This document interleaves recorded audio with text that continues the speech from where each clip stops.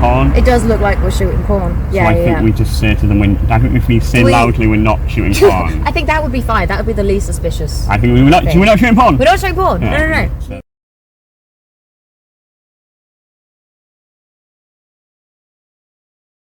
Oh, Amy. Hello, Johnny. It's very comfortable in here. I am so disappointed I didn't get to stay in this car during the Fringe. It's a great bed, this. Yeah, you look very comfortable. But I'm not on the bed. Yeah. No, should I have given you... Is the guest meant to have the comfortable space? It certainly never occurred to you.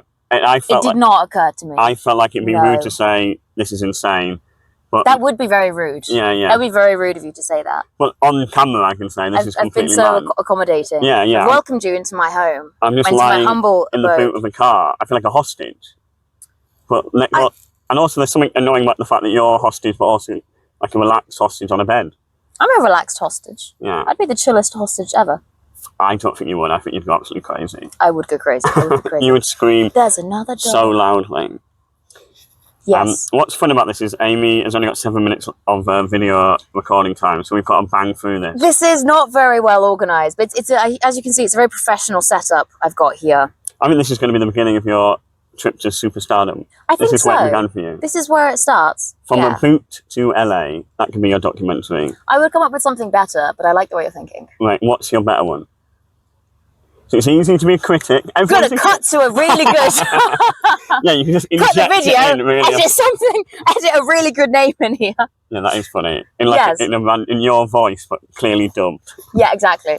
So we do only have a few minutes. So I do want to ask you a bit about your Fringe experience so far. So we're a couple of weeks in. Yeah. How have you found it so far? How's your show been going? Well, firstly, do you want to tell us a little bit about what your show is about? What is my show about? Great question. Without giving away any spoilers. I don't really know.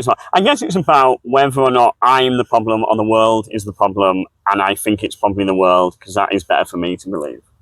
Yeah? Yes. And I think you'd agree with that. I definitely don't think you're the problem. I would never say that out loud. I concur with that. And I am choosing to ignore the irony and the sarcasm. No irony. No sarcasm. That's what if someone's sarcastic, you just appropriate it at face value and then it's a compliment. Exactly. So that's what I've done there. Perfect. So how has the show been going? The show's been going well. I'm at the Hive 2 at 9 p.m. The Hive is a nightclub. It becomes a nightclub at 10 p.m. I have had quite a lot of insane people in wanting a nightclub. And my show isn't a nightclub. No. And I feel like it is dark, though. It is very dark comedy. So nightclubs are dark. Yeah, that's a link. Hello, the Edinburgh Fringe is happening. someone just walked past and looked mildly disgusted, so I felt like I need to explain. Yeah, you made it better. It's not porn. We were saying it does look a bit like porn, so if anyone comes past, we're just going to yell it isn't porn, which we thought would help them. I think that does help. I think so. I think that helps. So the show's going well. I am enjoying it. I enjoy my show. Sometimes you start hating your show about halfway through. That has not happened yet. Maybe tonight is the night. Maybe tonight's the night you hate it. Yeah. You never know. Fingers crossed. I'll let you know. I'll be like, Amy, I hate it now. Okay, I will. You can edit that in. Yeah. I will edit that in. Send me a voice note if you decide you hate it. Yeah. I'll edit that in. Great. Yeah, great. So you had some reviewers in. Had some reviewers. They have said nice things about it. One person said it was a parade of miserabilism, which isn't even a word I had ever read before. I don't think that's a word. Yeah, it's funny. She gave it 4 stars. She liked it, but it is a funny... Okay, all right. So she likes miserable things. The taxi's leaving. More cars are coming. Good.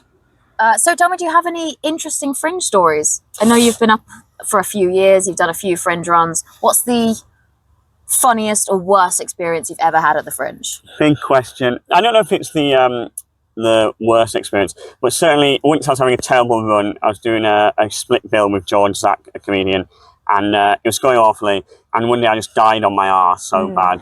And I went to the toilet and my flyer was in the urinal and I just pissed on my own face. Oh. And it actually felt quite cathartic and like it was healing for me to do that. So, yeah. Oh, wonderful. Thank you. So that was your best experience? That was my best experience of the Fringe. Worst experience of the Fringe, probably getting good reviews and having a nice time. I hate that. It makes me feel uneasy and unpleasant. Yeah, because we need to struggle for our art. And I can't be happy, otherwise I don't know what's going on. Otherwise you wouldn't have a show. I wouldn't have a show. You wouldn't have a show if you were happy. That is very true. Yeah. So are you worried that if your life starts going really well, you won't be funny anymore? I just can't see a world in which my life starts going well. Oh, that's for the best then. Yeah. So that's why that would be a disaster if I wasn't funny anymore. But it's so far away from being. Would you rather be funny or happy? I think happy, right? That has to be it, isn't it? That has to be. Anything else would be insane. Yeah. Because who cares about being funny if you're happy? You don't need to be funny. You don't need to be funny. No. No. Like, yeah, I definitely rather be happy. Do you think comedians are unhappy in general? I guess it's sort of a trope that has some truth to it. But sometimes there are just really happy comedians. And you feel like... I do sometimes feel like when there's really attractive, happy, confident comedians, I'm like, this isn't your thing. No, why are you here? Who's the happiest comedian you know?